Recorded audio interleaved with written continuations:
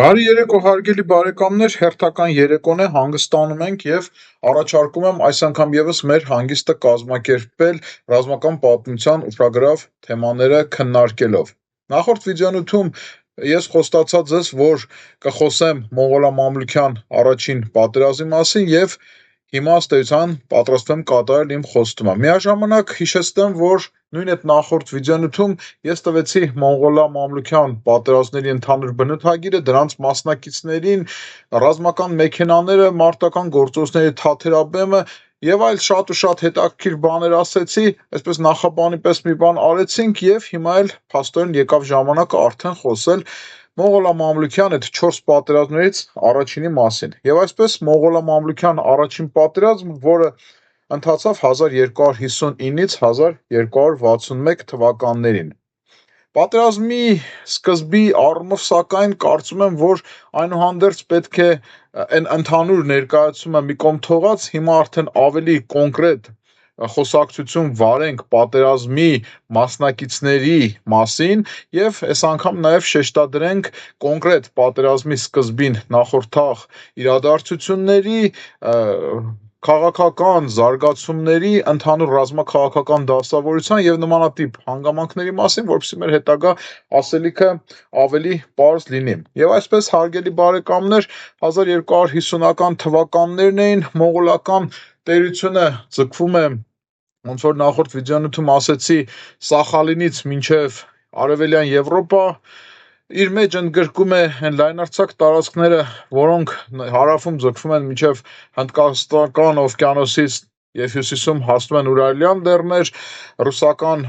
իշխանություններն են իրենց մեջ ընդգրկում, այնուհանդերձ այս բոլոր խնդիրներով հանդերձ, քանի որ տարածքը շատ մեծ էր, մոնղոլական տերությունը ծայրամասերում ուներ խնդիրներ, եւ այս խնդիրներից գլխավորը այդ ծայրամասային տարածքների վրա ամրանալն էր եւ միաժամանակ այդ ծայրամասային տարածքներից անդին գտնվող պետական միավորների հետ հարաբերությունների նորմալ բնույթ հաստատելը, դե պարզ է, ժանրի կանոնների համաձայն դա պետքա լիներ պատերազմի միջոցով։ Կարճ ասենք, որ 1250-ական թվականներին մոնղոլական տերությունը դեռևս շարունակում էր իր պայքարը երբեմնի չինական հզոր Սունի տերության հետ, ճիշտ է, մոնղոլները սեղմել էին այս տերությանը Չինաստանի հարավային մասին, այդ Վիետնամի հատվածներին, բայց Սունի տերությունը դեռևս շարունակում էր դիմադրությունը եւ քանի որ այն առավել մոտ էր մոնղոլական բուն տարածքներին, Սունի տերության դեմ պայքարը համարվում էր ամենաառաջնային խնդիրը։ Միաժամանակ մոնղոլական տերության ղեկավար կազմը չէր ուզում աչքաթող անել նաև արևմտյան գործերը, մանավանդ որ այստեղ եւ խնդիրներն էին շատ, եւ մոնղոլական իշխանությունը տեղում ամրանալու խնդիրներ ուներ։ Շատ խնդիրների մեջ կարևորը Ոսկե Հորդայի խնդիրն էր, Ոսկե Հորդան դեռևս հիմնադրվել էր 1242 թվականին Բաթու խանի կողմից, այս մարդը իշխեց մինչև 1255 թվականը եւ մի քիչ հետո կասեմ ավելի մանրամասն, բայց այժմ ուղղակի ամրագրենք, որ Բաթու խանը քաղաքական լուրջ խնդիրներ էր առաջացնում մոնղոլական տերության այդ պահին մեծ խան Մանգուի համար, որ իշխել է 1251-ից 1259 թվականներին եւ ըստ էության ինքը արդեն իրեն զգում էր որպես անկախ տիրակալ։ Փաստացի Բաթու խանը ըստ էության առնվազն որպես մինիմալ խնդիր ուզում էր իր եւ իր սերունդների դիրքերն ամրապնդել մոնղոլական տերության այդ լայն այդ արևմտյան հատվածի վրա, Ոսկե Հորդայի վրա, իսկ որպես մաքսիմալ խնդիր էլ ուզում էր դառնալ մոնղոլական տերության գլխավոր ղեկավար, այսինքն մեծ խան։ Այս բան ինքը դեռևս խան էր, ուղղակի Ոսկե Հորդայի խան էր։ Խնդիրների երկրորդ փունջը կապված էր մոնղոլական տերության արդեն հարավ արևմտյան շրջանների հետ, խոսքն այս պահին վերաբերվում է իրանական ամենից առաջ Լեռնաշխարհին, բայց նաև հայկական Լեռնաշխարհին, Փոքր Ասիային, Միջագետքին, Իրաքին, ինչպես նաև ինչու՞ չէ խնդիրներ կային նաև ներկայիս Աֆղանստանի եւ Պակիստանի տարածքներում եւ դրանցից էլ ավելի դեպի Հնդկաստան ձգվող, այնտեղ գոյություն ունեցող Դելհի սուլթանության հետ։ Եվ այսպես մոնղոլական կենտրոնական իշխանությունը լուրջ խնդիրներ ուներ իրանական Լեռնաշխարհում իր դիրքերը ամրապնդելու հետ, Հասկանալի է, թե իրանական լեռնաշխարհում թույլ ես, ապա հայկական լեռնաշխարհում քո դիրքերն ավելի թույլ կլինեն, իսկ դրանից ավելի ավերմուտք ձգվող Փոքր Ասիայում ընդհանրապես թույլ կլինես, եւ այս ամեն ինչը հաշվի առնելով, ինչպես նաեւ Բաթու խանին որոշակիորեն հակակշռելու մտայնությամբ 1251 թվականին իշխանության եկած Մանգու մեծ խանը մողոլական տերության հարավ-արևմտյան տարածքներում 1253 թվականին իշխելու նշանակեց իր փոքր եղբայր Հուլավուին։ 1253 թվականը կարող է համարվել Էլխանության ստեղծման տարեթիվ, որովհետև Հուլավուն ամենալայն լիազորություններով եւ Էլխանի տիտղոսով եկավ այս կողմերը, ճիշտ է, ձևականորեն նա շարունակում էր ենթակա մնալ մեծ խանին, Մանգուին, եւ այո, տեսականորեն Մանգուն կարող էր նրա հրամանները վերացնել կամ նրան հրամաններ տալ, բայց մի կողմից տարածություններն էին շատ մեծ, մյուս կողմից Մանգուն ինքը այլ հոգսեր ուներ, եղբորը վստահում էր, եւ այս ամեն ինչը հաշվի առնելով էլ փաստացի ստացվեց մի իրավիճակ, երբ 1253 թվականին այս տարածքների ղեկավար նշանակված Հուլավուն փաստորեն հիմնեց անկախ մի պետություն, ընդհանուր մողոլական տերության կարծես կազմից որոշակիորեն առանձնանալով, ինչպես Ոսկե Հորդան էր հյուսիսում մինչ այդ առանձնացել, եւ հենց այս 1253 թվականն էլ կարելի է դիտարկել որպես եւ Հուլավուի իշխանության սկիզբ, որ այդ իշխանությունը պահելու էր մինչև 1265 թվականը եւ Էլխանության ստեղծման սկիզբ։ Մանգուն իրոք Հուլավուին այս կողմերն էր ուղարկել ամենալայն լիազորություններով, ըստ էության բացարձակ մի տիրակալ էր նա, բայց այդ լիազորությունների մեջ շատ կարևոր դեր ուներ այն հանգամանքը, որ Հուլավուն նաև պատերազմի ու խաղաղության հարցն էր լուծելու իրավասու ու նաև բնականաբար այս ամեն ինչի սահմաններում կարող էր նաև տեղում զորահավաք իրականացնել։ Այսինքն փաստացի նաև ռազմական ուժերի կենտրոնացման եւ հետագա պատերազմական գործողությունների մղման հարցներ Մանգուն տվել Հուլավուին եւ հետագայում մենք կտեսնենք, որ Հուլավուն իր հայեցողությամբ էր այս ամեն ինչը տնօրինում եւ կրկին ձևականորեն Մանգուին ենթակա էր, բայց փաստացի այս ամեն ինչի տերն ու տնօրենը հենց Հուլավուն էր։ 1253 թվական ստեղծվեց Էլխանությունը։ Պետք է ասել սակայն, որ այս process-ը լայն կազմակերպչական որոշակի ջանքեր էր պահանջում եւ Հուլավուն այս ամեն ինչը կարգավորելով զբաղված ձևականորեն իշխող լինելով մողոլական տերության հարավ-արևմուտքում ստեղծած Էլխանությունում փաստացի իր տիրույթներ ժամանեց մի քանի տարի անց, իսկ մինչ այդ էլ իր պատվիրակների միջոցով փորձեց տեղում կարգավորել գործերը եւ իրավիճակը։ Այս առումով մինչև առաջ անցնելը անդրադառնանք այն հարցին, թե այդ պահին որպես մողոլական տերության հարավ-արևմուտքում գործել պատրաստող ուժ, ինչ ուժեր կային Հուլավուի տիրապետության տակ։ Սա կարևոր հարց է, որովհետև ես բազմիցս եմ ասել, որ պատերազմական եւ ընդհանուր ռազմական գործողությունների բնույթը հասկանալու համար անչափ կարևոր են թվական տվյալները, իսկ քանի որ աղբյուրներն էլ այդ հարցում հաճախ ոչ ճշգրիտ են, միանշանակ են, հակված են չափազանցումների եւ այլն, սա առանձին քննարկման թեմա է։ Ռաշիդ էդ-Դինը, որպես ամենատեղյակ պատմիչ, մողոլական տեսակետը ներկայացնող անձնավորություն, այս մարդու մասին նախորդ վիդեոյում ես խոսեցի, տալիս է տեղեկություն առայն, որ եղբորը ուղարկելով արևմուտք եւ նրա տիրապետության տակ դնելով այդ տարածքները, Մանգուն մողոլական տերության արկա ամեն 10 ռազմիկից 2-ին հանձնեց Հուլավուին, դրեց նրա տիրապետության տակ։ Մողոլական տերության բանակի ընդհանուր թվաքանակը այս ժամանակ դեռևս կազմում էր մոտ 1 միլիոն ռազմիկ, նախորդ վիդեոյում ես խոսեցի, նաև ասացի, որ ամենաընդհանուր իմաստով, ասես 4 մասի էր բաժանված եւ 4 մասերն էլ մոտավորապես 250-ից 300 հազար ուժեր ունեին Ոսկե Հորդայում, իսկն հյուսիս արևմուտքում, հարավ-արևմուտքում Էլխանությունում, հյուսիս-արևելք եւ հարավ-արևելք 4250 եւ այդ 250-ից մեկն էլ ըստ էության տրվեց Հուլավուին։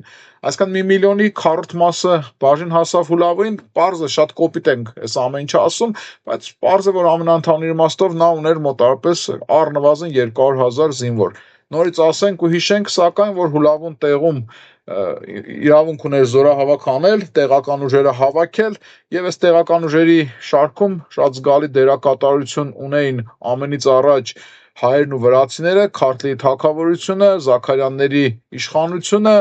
Հուլավուին որպես ժառանգություն հասավ նաև հարաբերությունները Կիլիկիայի թագավորության հետ, որն էլի նախորդ վիդեոյում ասացի մոտ 70,000 զինվոր ուներ, կարողանում էր մարտադաշտ հանել դրանցից մոտ 50,000-ը։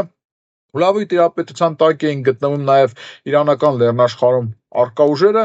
Փոքր Ասիայում առկա ուժերը, ինչպես նաև, որը ոչ պակաս կարևոր էր, արևմուտքում կամ հարավ, այս պահի դրությամբ արևմուտքում մինչ այդ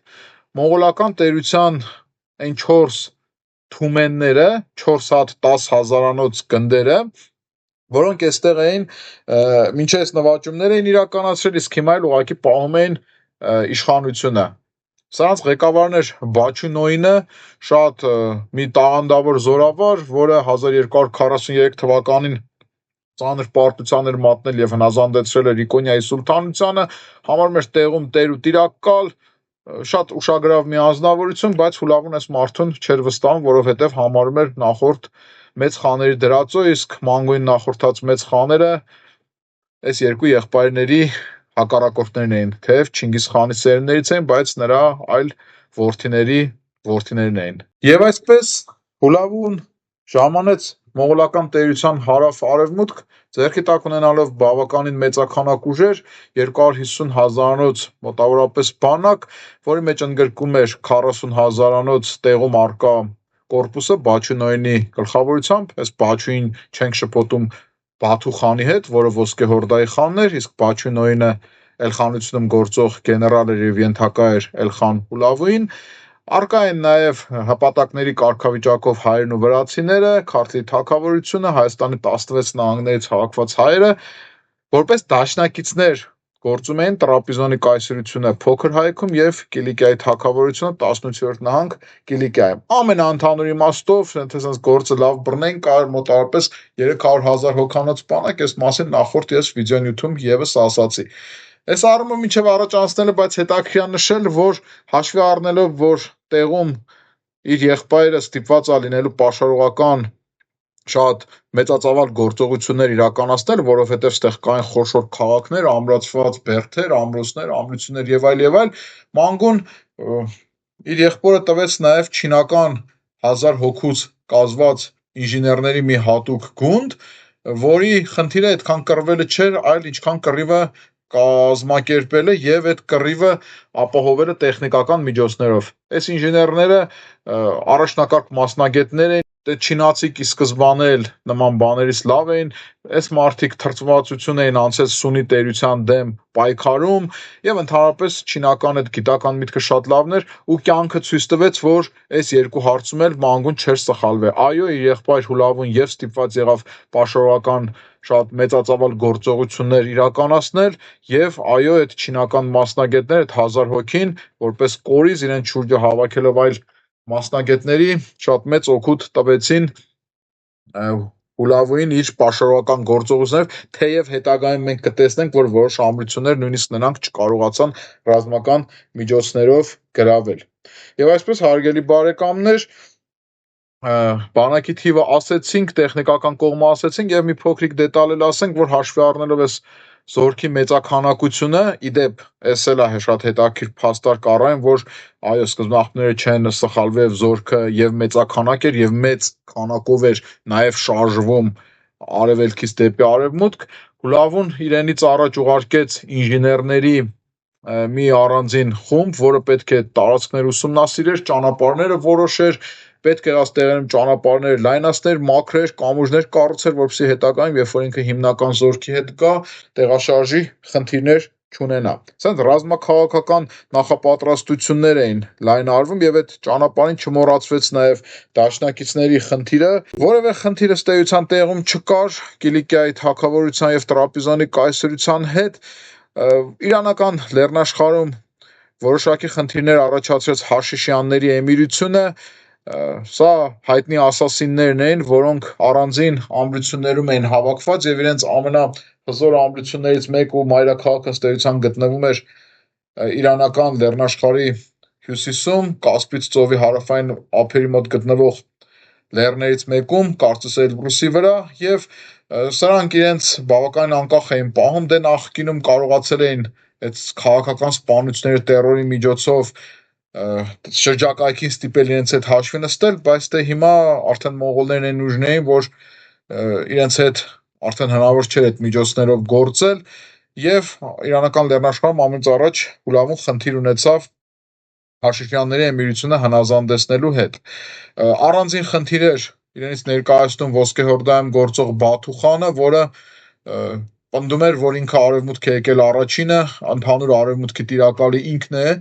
եւ փաստորեն հավակնում էր նրան, որ ողջ Միջին Ասիան, իրանական լեռնաշխարհը եւ նաեւ իր տիրապետության տակ գտնվող տարածքները մնան միայն իրեն, եւ Հուլավում, որը հայտնվել է այդ տարածքների հարավային մասում, փաստորեն համարվում էր ապօրինի եկած։ Ըստ էության Բաթուն հավակնում էր առնվազն նրան, որ մոնղոլական տերությունը կիսվի երկու մասի եւ Միջին Ասիայից արևելք ընկած հատվածը մնա փաստորեն մանգույն, իսկ արևմուտք ձգվող հատվածը իրեն։ Ու այս առումով Հուլավուի հայտնվելը հարավ-արևմուտքում նա շատ վատ ընկալեց եւ այս ամեն ինչը հետագայում շատ լուրջ իր ազդեցությունն ունենալու հետագա իրադարձությունների վրա։ Հուլավուն, ինչպես արդեն ասացի, լայն դիվանագիտական գործողություններ էր ծավալել մինչև իր գալը, նա արդեն մի քանի տարի միջոցներ ձեռնարկեց, այդ միջոցներից առաջինը եւ կարևորն էր, որ նա Փոքր Ասիայում ամրապնդեց իր իշխանությունը, Իկոնիայի սուլթանությունը անկում էր ապրում, ստեղ գահակալական խառը վիճակ էր, Իկոնիայի սուլթանները իրար ուտում էին, սենց ասենք, բայց ինքը սուլթանություններ էր կիսվում մասերի եւ սուլթանության այդ հարավային մասում, այսինքն Կիլիկիայից հյուսիս-արևմուտք ընկած հատվածներում արդեն առաջացել էր Ղահրամանյանների էմիրությունը, որը շատ ագրեսիվ էր իրեն պահում ինչպես յուրայինների, այնպես էլ հարևանների եւ մասնավորապես Կիլիկիայի թագավորության նկատմամբ։ Ղահրամանյանների էմիրության առաջին եւ հիմնադիր էմիրը Ղահրամանն էր, որն իշխել է 1256-ից մինչև 1261 թվականը։ Կա կարծիք, որ այս մարդը իսլամ ընդունած հայ էր, բայց իրականում դա այդպես չի, ուղղակի նա Արմենակ լճի շրջակայքում թափառող թուրքմեններից մեկն էր, տեղի աղբյուրները հստակ ֆիքսում են այս մարդու թուրքական ծագումը եւ ուղղակի նա այդ Արմենակ լճի շրջակայքում էր ապրում, սրա առումով եղել է անշփոթություն եւ նրան գոնե ծագումով հայ են համարել, հետո ասեն իսլամ է ընդունել եւ այլն։ Ամենայն դեպս սոցիալական իմաստով էլ այս մարդու մեջ ոչ մի հայկական բան չկար, ավելին նա շատ ագրեսիվ էր իրեն պահում բոլոր հայերի եւ այդ թվում նաեւ Կիլիկիայի թագավորության նկատմամբ։ Եվ այսպես, որպեսզի կարգի գցի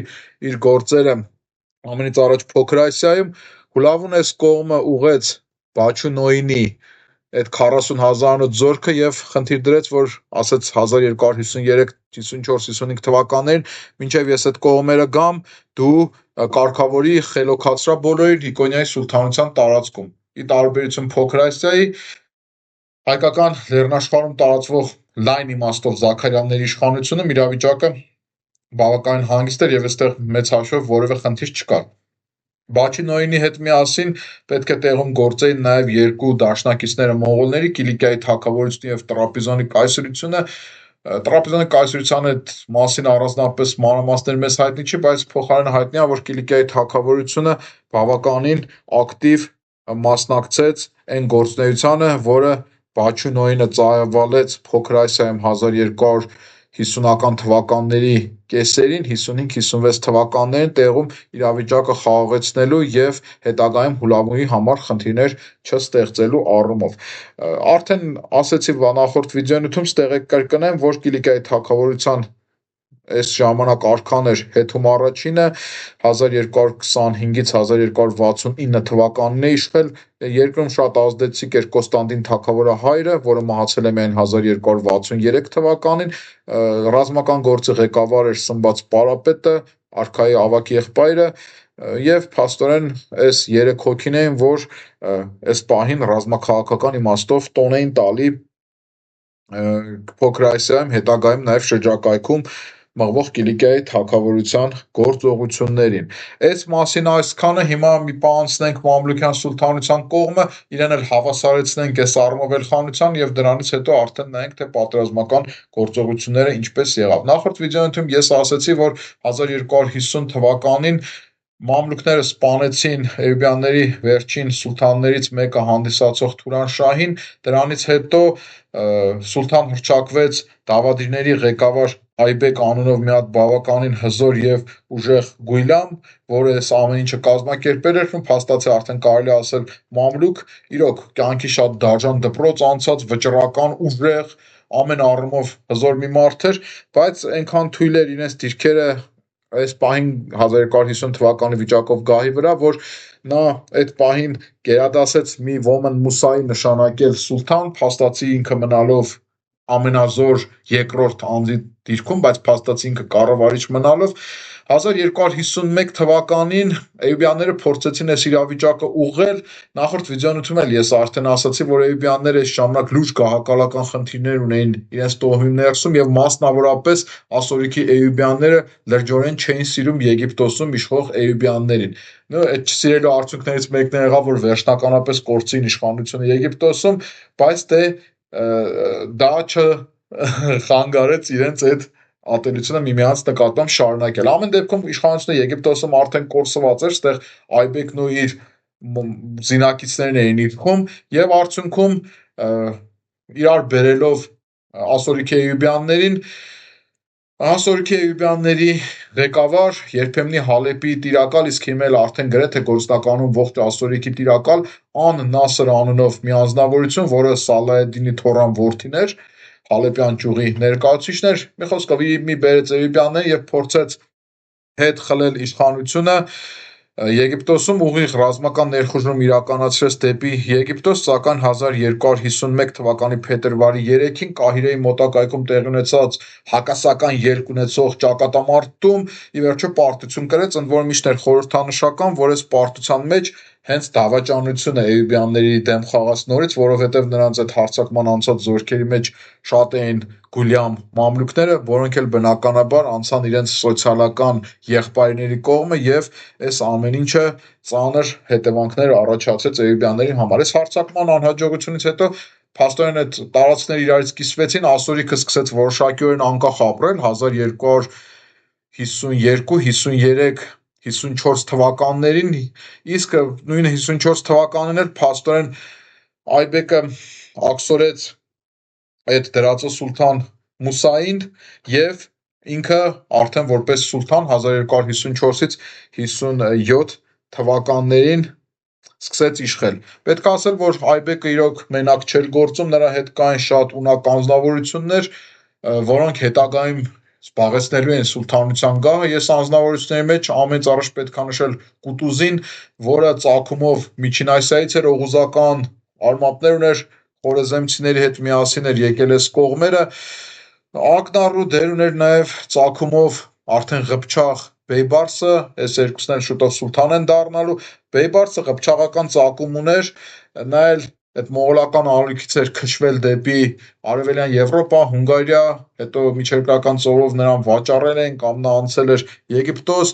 արդեն 1240-ական թվականներին Բեյբարսը շատ լուրջ ռազմական առաջխաղացում ապրեց, նա խաչակրաց 7-րդ արշավանքի հետ մղման գործում շատ մեծ դերակատարություն ունեցավ,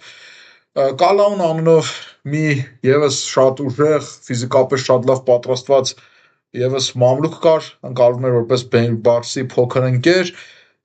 այս մարդն էլ է հետագայում սուլթան դառնալու եւ էլի նման մարդիկ կան, մի խոսքով sense խումբ էր իշխում, թվում է թե այս մարդիկ պետք է իրար հաշտ ու համերաշխ լինեն, բայց այդպես չէր, իրականում ինչպես գայլային սովորություններով իրենք ողջ կյանքը ապրել են, այդպես էլ իրար նման էին եւ արդյունքում այս գայլային սովորությունների հետևանքով արդեն 1257 թվականին հետաքրքիր պատմություն է, բայց չխորանամ, Այբեկը սպանվեց, դրանից հետո սուլթան հռչակեցին այս ամենազոր մամլուքները սուլթան հռչակեցին Այբեկի որդի Ալիին, որ իշխեց մինչև 1259 թվականը։ Բայց նախորդ վիդեոնյութում ես ասացի, որ մամլուքները մի ուրիշ տիպի չէին սիրում, երբ ոչ ստրուկ եղած եւ ոչ մամլուքի անցյալ ունեցող անձնավորությունն է դառնում սուլթան, այսինքն նրանց տիրակալ, այս մարդիկ էլ այնպիսի մի ուղի էին անցել, որ հիմա պետք է Այբեկի որդի Ալիին տանեին որպես իրանց ղեկավար, ընդ որում Ալին պատանեկան տարիքում էր գտնվում եւ արդյունքում փաստացի իշխանությունը անցավ այս մարդկանց ձեռքին, իսկ 1259 թվականին էլ Կուտուզը կահանկեց հարից, իսկ հետագայում էլ հեռացրեց կյանքից Ալիին, իր երբեմնի հավատարիմ ճակերտավոր ընկերոջ որդուն, եւ արդեն 1259 թվականին փաստորեն մամլուքյան սուլթանության ղեկին կանգնեց Կուտուզը, իշխել է 1259-ից 1260 թվականներին։ Եվ այսպես մոտենում ենք արդեն վճռական տարիներին, 1250-ականների վերջ, մամլուքյան սուլթանությունում ղեկին է կանգնած արդեն 59 թվականի վիճակով Կուտուզը, իրեն օգնական են Բեյբարսը, Բեյբարսի զինակից կամ զինակի իր ընկեր Կալաունը, այլ մամլուքներ, այս մարդիկ արագորեն իրար են բերում Եգիպտոսը, ուժեղացնում են, ասորիքում դեռևս բավականին արդեն թույլ վիճակով իշխում են էյուբյանները, իրենց ղեկավարն է Ան Նասրը, բայց այս մարդկանց վիճակը գնալով ավելի ու ավելի դառնում էր անհեռանկար։ 1253 թվականին էր Հուլավուն նշանակվել այս կողմերի տիրակալ, եւ 1256 թվականի սկզբի վիճակով Հուլավուն սկսեց գործել։ Բնականաբար առաջինը պետք է կարգավորվեին գործերը իրանական լեռնաշխարհում, եւ առաջինը որ արվեց դա հարվածն էր Հաշիշյանների էմիրությանը, 1256 թվականին օգոստոսի 5-ին Ալամութը այս էմիրության մայրաքաղաքը ամրությունը պաշարվեց, եւ դեկտեմբերի 15-ին Հաշիշյանները հանձնվեցին, մոնղոլները չխնայեցին ոչ մեկին, բնաջնջեցին Հաշիշյաններին, ասասինների վերջը սրանից հետո տրվեց, ճիշտ է, որոշ իրանց շառավիղներ դրանից հետո շարունակեցին հենց գործունեությանը, բայց նախկին չափին ու ձևին չհասան։ Մինչ Հուլավուն ամրապնդվում էր իրանական լեռնաշխարհի տարածքում, Բաչու Նոյինը վերջնականապես կարգավորեց հարաբերությունները Իկոնիայի սուլթանության տարածքում, հայերն ու վրացիները առանձնապես դեմ չէին այս Հուլավուի առաջխաղացմանը, 1257 թվականը ծախսվեց Քարթլիի թագավորության, Զաքարյանների, Հայաստանի առաջնորդների եւ հետում առաջին ու սմբաց պարապետի Կոստանդին թագավորահոր հետ այդ բանակցություններում, եւ արդեն 1257 թվականի կեսերին սկիզբ առավ հերթական առաջխաղացումը դեպի արևմուտք։ Եկեք հետաքրքիր է, Հուլավուն սենց առաջանում էր, կարծես ալիքած էր, սենց մի հատ թափով առաջ էր գնում, կանգնում էր, տեղում ամրանում էր, հետո նորից էր առաջ գնում։ Այն նախկին մոնղոլական սրընթացությունը չկա, երբ որ օրինակ Սուբեդեը սենց ուղակի սենց ծակելով առաջ էր գնում, առանց աջ ու ձախ նայելու։ Հիմա Հուլավուն սենց շատ սիստեմատիկ, տեղում ամրանալով, ժամանակը չխնայելով առաջ էր գնում, թեև պետք է ասել, որ հենց այս ժամանակը չխնայելն էլ իրենց դեմ շատ չար կատակ խաղաց։ Հիմա մենք մոտենում ենք այս պատմության ամենահետաքրքիր մասին, եւ այդ ամենահետաքրքիր մասը ինչքան էլ տարօրինակա արաբական խալիֆությունն է։ Մենք արաբական խալիֆության մասին շատ ենք լսել, շատ գիտենք, դե Հայաստանը արաբական առաջին նվաճումների ժամանակ նվաճվեց, արաբական խալիֆություն, Արմենիայի 13 ապստամբություններ, ինքներս եմ սրա մասին մանրամասն խոսել, թվում է թե հիմա մենք էլ այսքան խոսացինք մամլուքյան սուլթանության մասին, գլխավոր հակառակորդը սա, բայց այնուհանդերձ ինչ-որ տեղից ծլում է արաբական խալիֆություն։ Այո, պետք չէ այս մասին զարմանալ, որովհետև երբ որ Սելջուկյան սուլթանությունը 12-րդ դարի առաջին կեսին կամ կեսերին անկում ապրեց, արաբները հերթական վերածնունդ ապրեցին եւ մինչև այդ սուլթաններին ենթակա վիճակով կային խալիֆները, բայց իրենք ունեին հոգևոր իշխանություն, բայց երբ որ Սելջուկյան սուլթանությունը անկում ապրեց, իրենց այդ հոգևոր իշխանությունը իրական իշխանության վերածեցին Բաղդադի խալիֆները, ամենաընդհանուր իմաստով նման է Հռոմի պապի դրության Իտալիայում, երբ որ գերմանական տիրակալները ուժեղանում էին Իտալիայում, Հռոմի պապի իշխանությունը սահմանափակվում էր, բայց երբ որ ինչ որ գերմանական կամ այլ տիրակալները թուլանում էին, Հռոմի պապը պապական մարզում ուժեղանում էր, այս ձևով էլ արդեն նույնը եղավ, ինչպես ասում են, արաբական խալիֆության հետ, ինքը իրավաբանորեն չէր վերացել Սելջուկյան սուլթանության ժամանակաշրջանում եւ արդեն մեր կողմից դիտարկվող ժամանակաշրջանում, այսինքն 1250-ական թվականներին արաբական խալիֆությունը իրեն բավականին sense ամուր էր զգում, ինքը կարողացել էր Խորեզեմի սուլթանության նույնիսկ ոտնձգությունները հետ մեղել, թեև դա եղել էր ծայրահեղ, ծանր եւ մեծ ջանքերի գնով, բայց այնուհանդերձ ինքը կարողացել էր արաբների մոտ եւ գոնե Իրաքում պահել իր իշխանությունը։ Ավելորդ էլ է ասել, որ Բաղդադի խալիֆների խորհրդանշական իշխանությունը ընդունվում էր ողջ սուննի իսլամական աշխարհում եւ մասնավորապես Հյուսիսային Աֆրիկայում եւ մասնավորապես Մամլուքյան սուլթանությունում եւ նրանից ավելի արևմուտք ընկած պետությունները ընդհանուր մինչև Ատլանտյան օվկիանոս շիաները չէին ընդունում Սուննի խալիֆին միայն, բայց դե շիաները հիմնականում Պարսկաստանում են, բայց փաստացի մակարդակում արաբական խալիֆությունը այս բանին ընդգրկում էր, որովհետեւ պատկերացնեք ներկայիս Իրաքի տարածքը, այսինքն արևմուտքում Եփրատ գետ, արևելքում իրանական լեռնաշխարհի արևմտյան այդ լեռնար հատվածը, հյուսիսում հայկական լեռնաշխարհի լեռները, հարավում էր Պարսից ծոցի հյուսիսային հատվածը, այսինքն կոպիտ ասած Իրաքը։ Իրաքն էր իրենից ներկայացնում արաբական խալիֆություն։ Այս պահի դրությամբ արաբական խալիֆության գահը զբաղեցնում էր մի հատ բավական հետաքրքիր անձնավորություն, Մութասիմ անունով մի խալիֆ։ Իդեպ այս վերջի խալիֆները շատ լավ գործնական, պետականաշինական հատկանիշներով էին աչքի ընկնում, հորից որդի փոխանցելով իշխանությունը վերջին 100 տարում ոչ մի sense իրանց մեջ վատ, ասենք, ծույլ, ալարկոտ, անտավանդ խալիֆ չկա, բոլորը sense ամեն կերպ ձգտում էին, քնում, արթնանում էին ուժեղացնել իրենց իշխանությունը եւ հենց այս Մութասիմն էլ այդ սերնդի հերթական ներկայացուցիչներ, թեւի դժբախտություն իրեն, նա աչքեր ընկնում ժլատությամբ, ամենայն դեպս ժամանակակիցները մեղադրում են Մութասիմին այն բանի մեջ, որ նա ժլատ էր ու անհեռատես, գուցե փող իրոք քիչ ուներ, գուցե ռեսուրսները քիչ են, բայց ասում են, որ նա փողը չէր բաժանում եւ այդ փողով գուլյաններ, մամլուքներ չէր առնում, զորքը չէր ուժեղացնում եւ այլ, ու այդ այն պայմաններում, երբ որ արևելքից ահեղ ձևով իր վրա է կախվել արդեն իրանական լեռնաշխարհում տեր ու տնօրինություն անող մոնղոլական Հուլավուի բանակը։ Աշխարհը քաղաքական առումով իրոք աբսուրդ էր, որովհետև հիմա որ նայում ենք քարտեզին, մոնղոլական ալիքը փաստորեն հասել էր դեպի արևմուտք մինչև Փոքր Ասիայի արևմտյան շրջաններ, այսինքն Կիլիկիայի հյուսիս, բայց դրա փոխարեն մոնղոլները Իրաքի հատվածում, Միջագետքի հատվածում հազիվ միայն իշխում էին իրանական լեռնաշխարհի արևմտյան հատվածին։ Այսինքն փաստորեն փորից Իրաքը եւ Ասորիքը հարվածում էին տակից այդ վերևին, այդ մոնղոլական նժույգի վերևին եւ բնականաբար, եթե Հուլավուն ուզում էր դեպի արևմուտք եւս էլի առաջանալ, իսկ ինքը հաստատ այդ ուզում էր եւ իր պլանների մեջ հաստատ կար նաեւ Եգիպտոս հասնելու ծրագիրը, պետք էր նախ լուծել Իրաքի խնդիրը, հետո Սիրիայի խնդիրը, դրանից հետո եթե հաջողվեր գնալ Եգիպտոս։ Եվ այսպես արաբական աշխարհի վրա կախվեց ահեղ մի վտանգ, մինչև այդ մոնղոլական ալիքը ջարդուփշուր էր անում իսլամական աշխարհը, բայց ոչ արաբական աշխարհը, Խորեզմի սուլթանությունն էր ջախջախվել ուրեմն Միջին Ասիայում պարսիկները կամ պարսկական, թուրք-պարսկական իշխանություններն էին պարտություն կրել իրանական լեռնաշխարհում, ինչ որտեղ արաբները ուրախանում են այս ամեն ինչից, բայց հիմա պարզվեց, որ այդ ամեն ինչը վահան էր եւ այդ ամեն ինչը հաղթարած եւ նաեւ ինչ որտեղ դրանով էր ուժեղացած, հիմա արդեն բուն արաբական աշխարհի ու արաբական խալիֆության կենտրոն Բաղդադի վրա է կախվում մոնղոլական ահեղ վտանգը։ Արդեն ասացի, որ խալիֆը սուննի էր, պարզը շիայական աշխարհում չէին սիրում իրեն, դե պարսկական միջավայրում էլ շիիզմն է ուժեղացած, այս առումով պարսիկները ամեն կերպ բնականաբար ուզում էին, որ խալիֆի գլխին փորձանք կա, եւ շատ հետաքրքիր ձևով ժամանակակիցները նկարագրում են Հուլավուի ռազմավարական մտահաղացում արաբական խալիֆության դեմ պատերազմի նախօրյակին։ Նախատեսված էր սենց, որ պետք է բոլոր կողմերից ակցանի մեջ վերցնեն արաբական խալիֆությունը, ընդ որում Հուլավուն գործում էր ուժերի լիակատար առավելության եւ ռազմավարական նախաձեռնության լիակատար տիրապետման սահմաններում։ Մինչև այս էլ Խորեզմի սուլթանությանն էր արդեն ասացի արաբական խալիֆությունը զիջում, բայց խալիֆները սովորաբար պաշտպանում են սենց Բաղդադում ամրանալով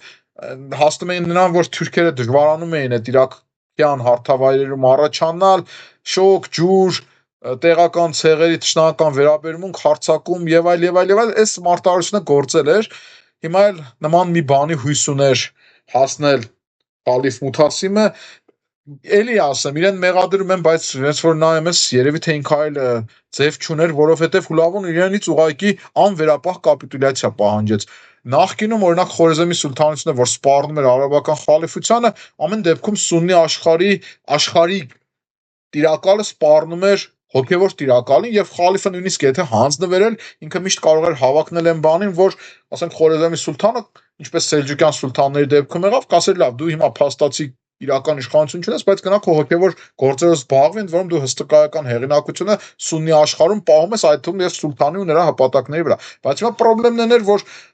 սպառնում են իրան ըստ էության հեթանոս մոնղոլները, որոնք ոչ միայն հեթանոս էին, այլև ատելով ատում էին իսլամը, մամեդական աշխարհը այս ժամանակաշրջան, որտեղ մինչև այդ ծանր պատերազմներ էին մղել Խորեզեմի սուլթանության դեմ, իրանական լեռնաշխարհում եւ Հուլավուն ուղղակի ոչ մի բանի հետ հաշվի չնստելով խալիֆին ասաց «Ար ինձ ներկայացի» որպես իմ ենթակա մտի եւ այս ամեն ինչի կոնտեքստում ենթադրվում էր նաեւ որ խալիֆ ուղղակի կիշխանազրկվի, ընդ որում եւ փաստացի եւ հոգեվոր մակարդակում ես Մութասիմին չեմ նախանձում, նա երկ չուներ, երևի ուղղակի մի քիչ միջոցները քիչ ծախսեց ամեն դեպքում, բայց դա էլ չես կարող ասել։ Ես առնում մի քիչ ժամանակակիցները իրեն սխալ են մեղադրում։ Ամեն դեպքում անցնելով առաջ նշենք, որ Հուլավուն նորից գործելով ուժերի լիակատար գերակաշռության եւ ռազմավարական նախաձեռնության լիակատար տիրապետման պայմաններում նախատեսել էր պարզ, բայց գործուն մի ծրագիր։ Ինքը իր հիմնական ուժերով պետք է ներկայիս, այսինքն Իրանի տարածքից մտներ Իրաք, այսինքն այդ արևմտյան լեռնաշղթայից իջներ հարթավայր, հյուսիսից պետք է առաջանային հայերը եւ վրացիները, այսինքն 16 նահանգի հայերը եւ Քարթլի թագավորության տիրակալները, նաեւ առանձին նախատեսված էր, որ Իկոնիայի սուլթանության տարածքում այդ պահին արդեն ռազմական գործողություններն ավարտած Բաչինոյինը պետքա հյուսիս արևմուտքից էլ մտնի Իրաքի տարածք եւ սենց ակցանի մեջ վերցնեն, սեղմեն հարավին, շրջափակեն Բաղդադը եւ բարձրան մատնեն խալիֆին։ Իդեպ որոշ աղբյուրներ հայտնում են նաև, որ այս իրադարձություններին մասնակցել է նաև Կիլիկիայի թագավորության բանակը, այսինքն Բաչինոյինի զորքերի հետ միասին ինքն էլ էր գալի հյուսիս-արևմուտքից։ Այդպես էլ մեծ հաշվով եղավ, առանձին հետաքրքիր պատմություն ուղղակի մանրամասների մեջ չմտնեմ, 1258 թվականի հունվարի 17-ին Բաղդադն ընկավ։ Ինչպես եւ խոստացել էր Հուլավուն, իդեպ ինքը շատ դաժան էր վարվում իրեն հանձնվողների հետ, սա մենք հետագայում էլ կտեսնենք, խալիֆը ներկայացավ ինչ-որ մի պահի փորձեց գոնե հոգևոր իշխանությունը պահել, բայց Հուլավուն ասաց չէ, ես ոչ մի բանի տեղ չեմ դնում, խալիֆությունը վերացած է, դու վերջացած ես, ասաց ես քեզ միայն այն պատիվը կտամ, որ իմ սեփական ձեռքերով քեզ կսպանեմ, պատկերացնում եք Հուլավունը խալիֆին պատիվ է տալի, ասում է սեփական ձեռքով քեզ կսպանեմ, Չինգիզ խանի ըստ էության թոռան ձեռքով կմեռնես, էլի, սենց մի բան։ Խալիֆն էլ ասաց իրոքի պատիվ իրեն քաջաբար ասաց եթե ինձ հանում ես իշխանությունից ու խալիֆի կոչումից ինչ ուզում ես սպանի եւ տարբեր տեղեկություններ կան թե խալիֆին ոնց սպանեցին բայց տեղեկությունից մեկի համաձայն ասում է քանի որ մողոլները բարձրաստիճան տենց տիրողների արյունը թափել չէին սիրում հողը ասում էին կպղծվի իրենք խալիֆին դրեցին ծանր գորգերի շորերի տակ եւ դրանով ճզմելով խեղդամանելով սպանեցին։ Եվ այսպես արդեն 1258 թվականի փետրվարի կեսերի վիճակով արաբական խալիֆությունը ոչնչացավ եւ Իրաքը ըստ էության մտավ Հուլավուի տիրապետության տակ։ Պետք է ասել, որ հայերը, որ այս ժամանակ գտնվում էին Հուլավուի մոտ, ամեն դեպքում ինձ թվում է սա հավանական է, թեև աղբյուրները մի քիչ անորոշ են խոսում այս առումով, խոսքը Կիլիկիայի թագավորության հայերի մասն է,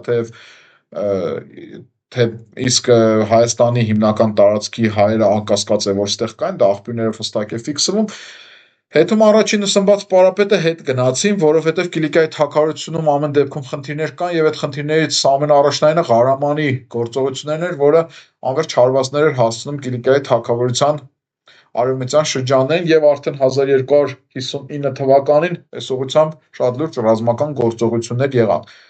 Սենց մոտենում ենք մողոլա-մամլուքյան առաջին պատերազմին, ուղղակի գիտեք, այս պատերազմի սկզբին այնպիսի իրադարձություններ եղան, որ առանց դրանց լուսաբանելու եւ միանգամից պատերազմի իրադարձությունները լուսաբանել ես չեմ համարում ճիշտ։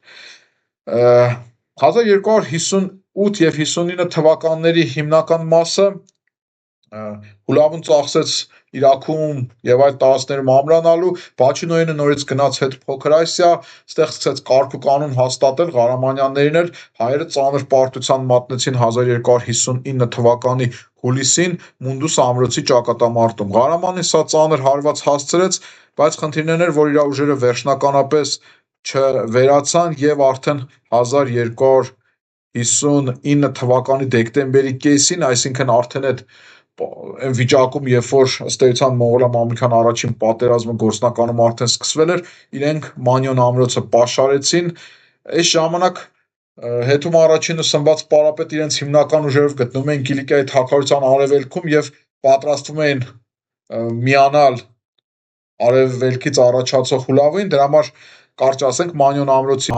մղվող մարտերը ձգվեցին, հայկական կայազորը ստեղ բավականին համառ դիմադրեց եւ հետագայում, երբ որ բոլոր հարցերը լուծվեցին, միայն 1261 թվականի հունվարին հայկական հիմնական ուժերը վերադարձան ամրոցի մոտ, ծանր պարտության մատնեցին Ղարամանին, որը ճակատամարտում վերք ստացավ եւ կարճ ժամանակ անց այդ վերքից էլ մահացավ։ Եվ այսպես 1259 թվականի երկրորդ կեսին Հուլավուն արդեն որոշեց անմիջականորեն անցնել ասորիքին։ Այստեղ մի կանգ առնենք եւ ձեր ուշադրությունը հրավիրենք այն հանգամանքի վրա, որ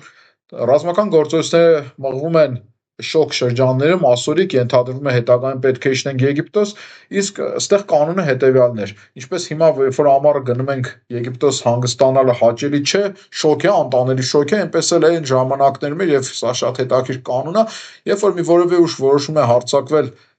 ասորիքի կամ առավել եւս Եգիպտոսի վրա, դա նա անում է աշնան վերջ ամայա ձմռան սկզբին այն հաշվարկով, որ ձմռան հիմնական մասում ինքը կլինի Եգիպտոսում, ռազմական գործողությունները ձմռան վերջ գարնան սկզբին կավարտի եւ դրանից հետո այն շոկը բաց թողած կվերադառնա նորից իր տեղը։ Այս առումով թող ձեզ ամենևին էլ տարօրինակ չթվա, որ ինչպես այդ դեպքերում, այնպես էլ այս դեպքերում մոնղոլները պատերազմ սկսեցին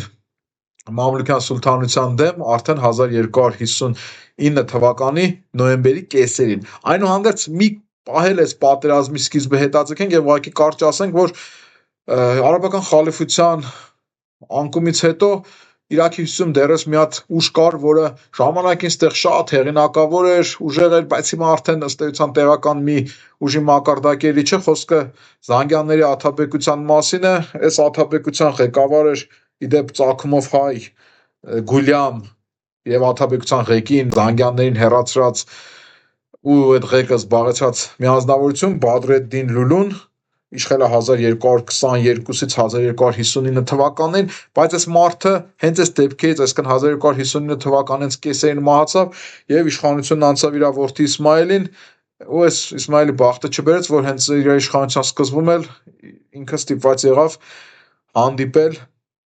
հարավից եւ ընդհանրապես բոլոր կողմերից առաջացող Էլխանության բանակին։ Իսմայելը լուրջ դիմադրություն ցույց չտվեց, հիմա քիչ թե շատ դիմադրեց Ջազիրա ամրությունը, բայց շուտով Մոսուլն ընկավ, Իսմայելը գահանկեց եղավ, ինչքան գիտեմ նրան հետո սպանեցին եւ Զանգյանների աթաբեկությունը վերացավ։ Վերջ։ Զանգյանների աթաբեկության վերանալուց հետո արդեն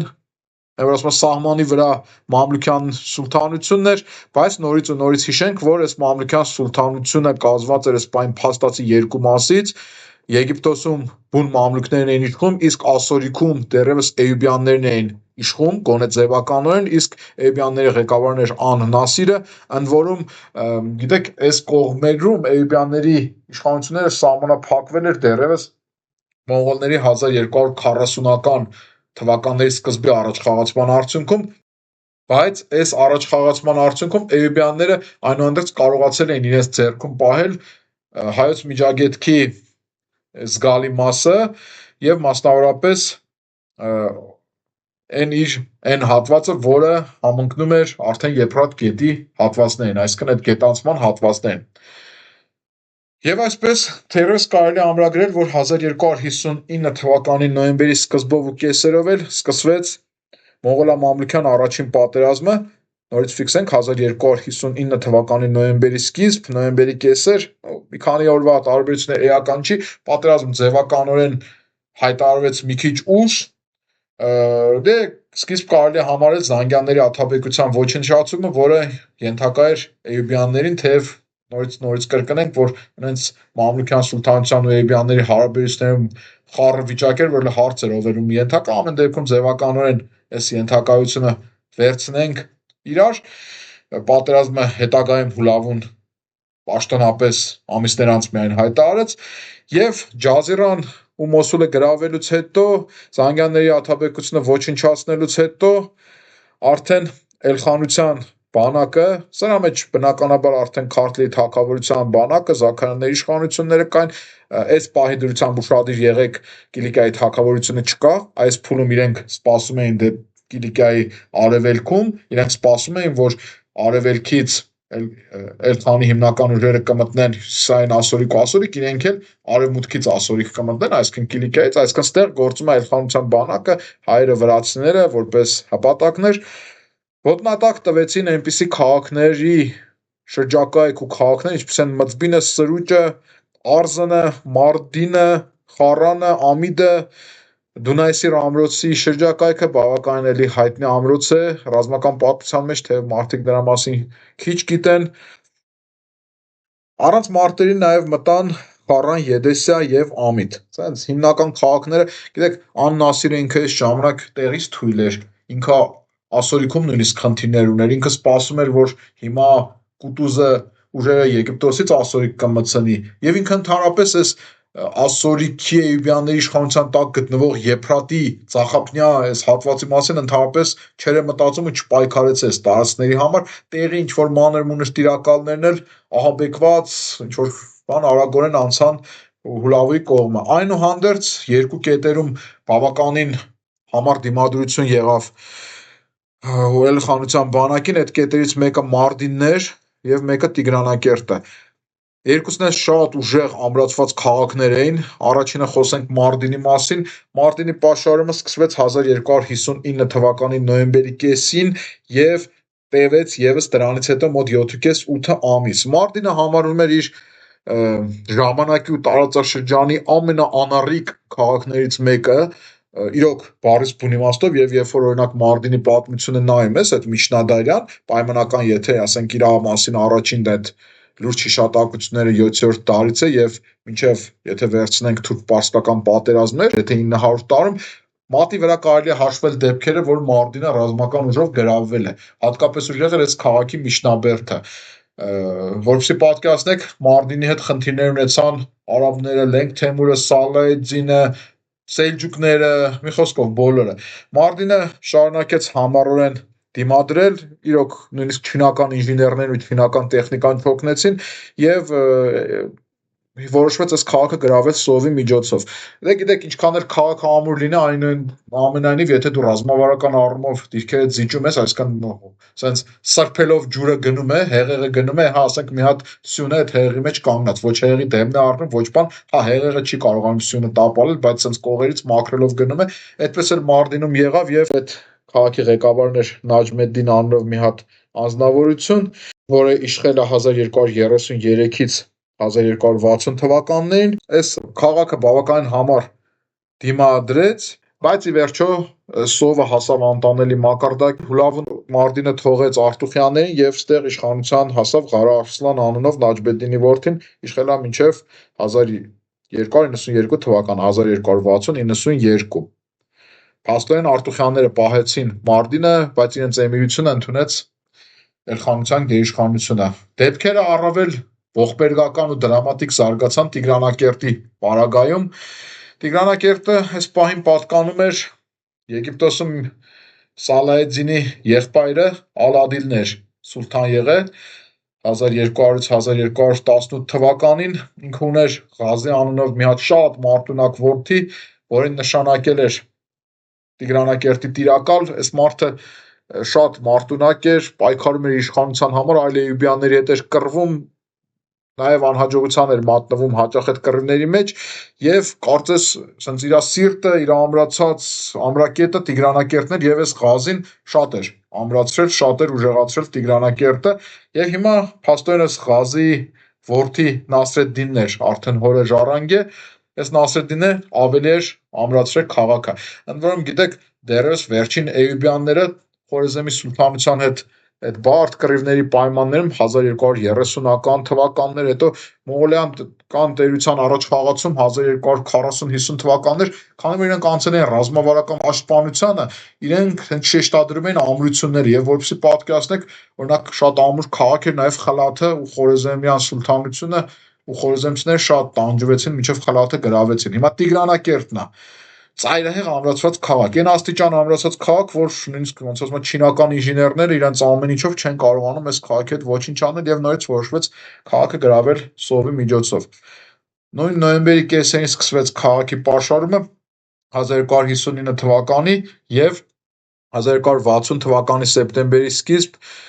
այս քաղաքի պաշարումը գնաց։ Մենք հստակ տեղեկություն ունենք, որ այս քաղաքի պաշարմանն են հայեր մասնակցել եւ մասնավորապես հայտնի է, որ Սևադա Դոփյանը քաղաքի պաշարման ժամանակ զոհվել է։ Նասրեդդինը համառ էր տրամադրված, ընդ որում գիտեք, երբ որ Հուլավուն իրեն ասում էր հանձնվի, այս մարդը շատ համարձակ ձևով Հուլավուին դեմ էր տալի իր նախնկին վարքագիծը, ասում էր դու Հաշիշյաններին չխնայեցիր, դու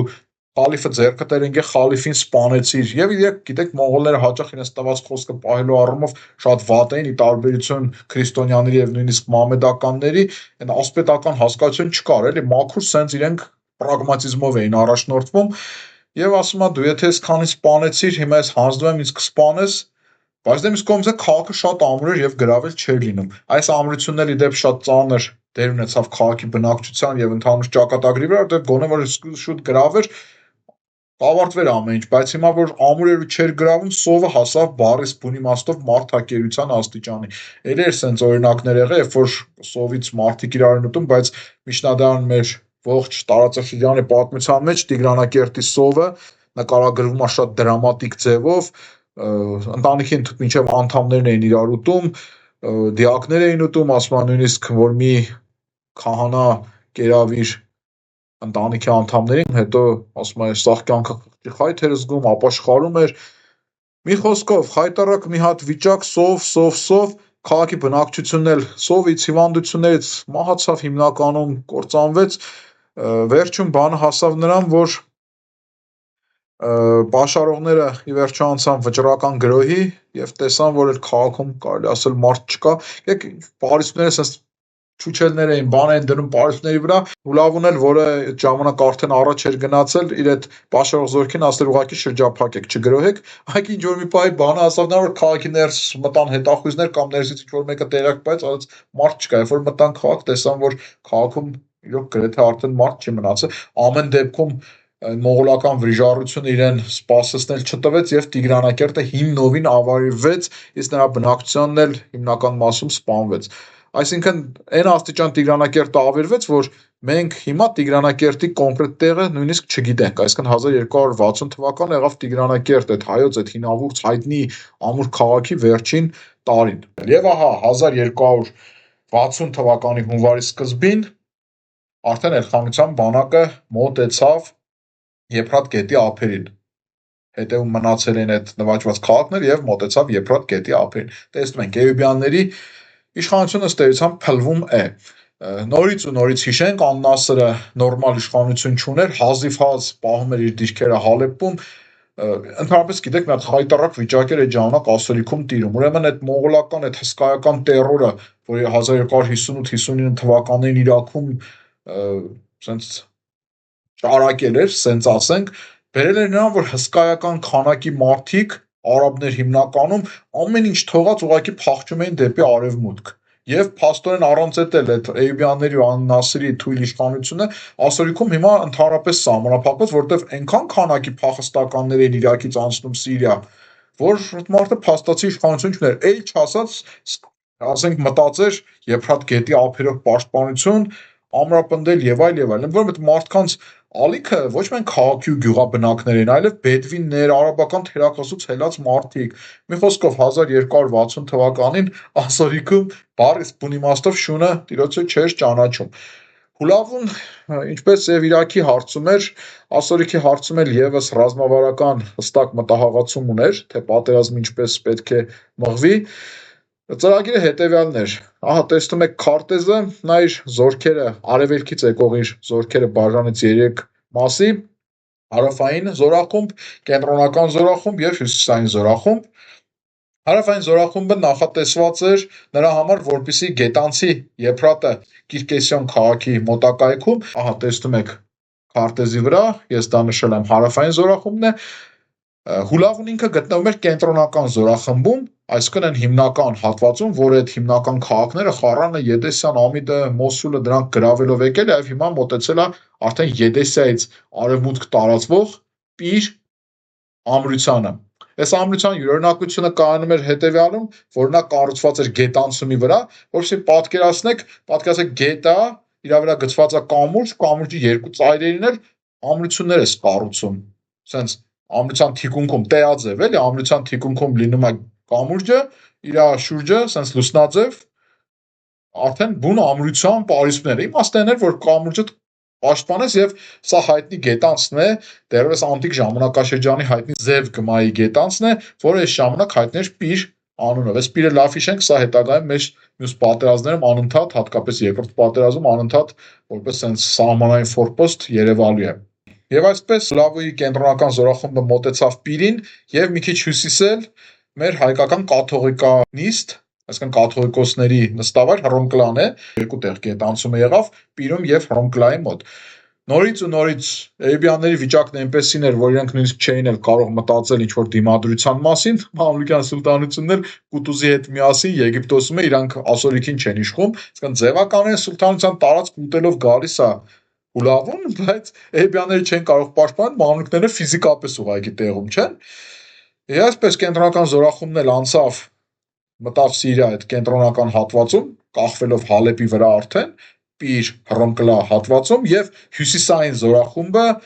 գետանցումը կատարեց Մելիտեի մոտակայքում։ Այս հյուսիսային զորախմբի մեջ հենց հիմնականում զգալի ուժային կազմում արդեն Հայաստանի 16 նահանգից հավաքված հայերը, ենթադրաբար Տրապիզոնի կայսրության բանակը եւ մի պահ կանգ առնենք եւ քանի որ առիթը եկավ խոսենք Քարթլի թագավորության մասին ավելի մանրամասն, քանի որ այս հանգամանքը մեզ հետագայում պետքա գալ։ Այնուհանդերձ ես շատ չեմ մանրանա, որովհետև թեմայից հեռանում ենք եւ Գուրჯիստանի երկրորդ ապստամբության մասին նվիրված իմ վիդեոներում էլ ես այս մասին բավականին խոսել եմ։ Կարճ իրավիճակը հանգում էր նրան, որ այս ժամանակ Քարթլի թագավորությունում իշխում էին երկու արքաներ՝ Դավիթ 4-րդ Նարինը եւ Դավիթ 5-րդ Վահրամուլը։ 4-րդ, 5-րդ Դավիթ, մեկի մանկանունը Նարին, մեկի մանկանունը Վահրամուլ։ Այս երկու անձիկ քրոջ եւ եղբոր երեխաներ էին։ Նարինը Ռուսուդանի երեխաներ, տղաներ, Քարթլի թագավորության նախորդ թագուհի Ռուսուդանի երեխաներ, իսկ Վահրամուլը Գյորգի 4-րդ Լաշայի տղաներ։ Այս մարդիկ գահակալական լրջագույն մրցակցություն ունեն իրար հետ, թեւի պատիվ իրենց պետք է ասել, որ իրենք այդ մրցակցությունը մոնղոլական այդ ահեղ սպառնալիքի պայմաններում այդքան էլ մեջտեղ չէին բերում։ Առանձին հետաքրքիր թեմա է, ուղղակի չեմ ուզում շատ հեռանալ, կարճ ասենք, որ Նարինը իշխում էր Քարթլի թագավորության հիմնականում արևմտյան հատվածում, այդ Լիխյան լեռնաշղթայից արևմուտք, այդ Քութայիսի եւ այդ հատվածներում, իսկ Վահրամուլը արևելյան հատվածում։ Համապատասխանաբար Վահրամուլը վայելում էր հայերի լայն աջակցությունը, հենց նրանք էին բերել այս մարդուն դրել գահի, իսկ Նարինն էլ վայելում էր մյուս արևմտյան, այսպես ասենք, վրացիների աջակցությունը։ Իդեպ մի փոքրիկ տանջել անենք, այս մարդուն մեր պատմիչները կոչում են Վահրամուլ եւ իմաստը հենց այնա, որ Վահրամ Գագեցու կողմից է ստու գահին դրվել, այսինքն Վահրամի ոնց որ փոքրիկ տղա։ Վահրամցի է, էլի, ոչ թե ուլ, այսինքն կենթանի ուլ չէ, էլի, ուղղակի այդ վրացերեն է Վահրամուլ ստացվում։ Իրենք վրացիները այս մարդուն Վահրամը մոռանում են աղբյուրներով եւ ուլու են կոչում, որը այլ բացատրություն ունի, ավակ թե ինչ, բայց ժամանակակից աղբյուրները հայկական հենց իրեն որպես Վահրամուլ են կոչում։ Սա էլ էսպես։ Մի խոսքով, Վահրամուլը եւ Նարինը։ Քանի որ Նարինը արևմուտքում էր, Վահրամուլը արևելքում, այս մարդկանց մեջ տարածքի sense իրավաբանական բաժանում չկար, բայց փաստացի կար ու փաստացի բաժանումը հենց հանգում էր նրան, որ այնի արևմուտքի գործերին չէր խառնում, այն մյուսը արևելքի, քանի որ արևելքի գործերն էլ հիմնականում հենց մողոլների հետ էին կապված, մողոլների հետ հարաբերություններում առավել ակտիվ էր Դավիթ 5-րդ Վահրամուլը, իսկ Դավիթ 4-րդ Նարինն էլ եւ ֆիզիկապես չէր կարող ակտիվ լինել եւ ընդհանրապես չէր էլ ձգտում ինքը այս կողմերը ակտիվանալ։ Առավելագույնը Դավիթ 4-ը ձգտում էր Տրապիզոնի կայսրության հետ հարաբերությունները կարգավորել։ Ինչի այսքան մանրացա, որովհետեւ այս մողոլա-մամլուքյան առաջին պատերազմում թեև Քարթլի թագավորությունը փաստացի ուներ երկու արքաներ, բայց մենք տեսնում ենք միայն Դավիթ 5-րդ Վահրամուլին, որն էլ հենց ղեկավարում էր ինչպես Քարթլի թագավորության բանակը, այնպես էլ ունենալով որոշակի ֆեոդալական բնույթի գերիշխանություն, իր ղեկավարության տակ ուներ նաև Զաքարյան մնացած Հայաստանից բերած ուժերին։ Եվ վերջապես պարզ է, որ այս ուժերի մեջ ինքնին Զաքարյաններն էին շատ ուժեղ, բայց այստեղ նաև ազդեցիկ էին Սյունիքի Օրբելյանները, որոնց ղեկավարն էր Սմբատը, իշխել է 1253-ից 1273 թվականին Սմբատ Օրբելյանը եւ Ստեփանոս Օրբելյանը տոհմական պատմիչը շատ բարձր է խոսում այս մարդու մասին, որպես Զաքարյանների մրցակից, խաների սիրելի, բազմաթիվ պատերազմների մասնակից եւ այլ եւ այլ։ Հայերի կողմից հաջորդ առաջնորդը, որը շատ ուշագրավ անձնավորություն եւ ցավոք մեր պատմության մեջ որոշակիորեն ստվերում է մնացել, Խաչենի թագավորության վերջին արքա Հասան Ջալալն է, ունիկալ անձնավորություն է, որը մեծ հեղինակություն ուներ հայերի մեջ, ինքը Խաչենի թագավորության արքա էր, այսինքն արքայի տիտղոս ուներ, բայց քանի որ հետում առաջինը թագավոր հայոց էր եւ հետում առաջինը կարծես ավելի անկախ վիճակում էր, երբեք էլ Հասան Ջալալը չփորձեց հայաստանյան մակարդակում մրցակցել հետում առաջին հետ, ավելին երբ որ խաների մոտ մեկնելու համար հետում առաջինը